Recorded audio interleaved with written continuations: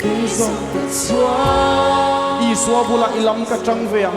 tiru poin he choi mon hla mangen in hlan yang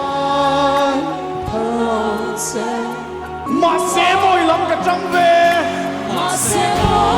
ilam ka chang ve i suwa chang ka ni ho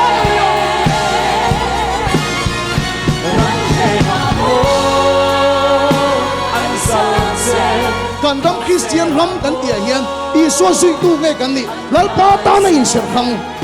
sung na sarit si na chong chua sakai bak nei sa dan anti tom thei ni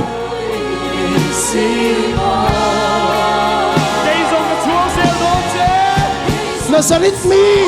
sakai bak nei ti tom thei ti tu chuan khovel kal ta na nga kan kal ve lo wa kan hun lal pa ta na kan pe thin hi lal pa na lo du tat nei ni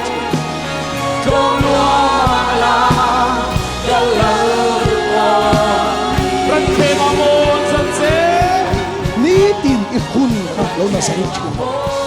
ni tin i hun khalal pa ta lo ser khang chin do i so sui tu mai ni lo azil tir tu ri lal pa hian a kha dang lam don che ni kalal ni si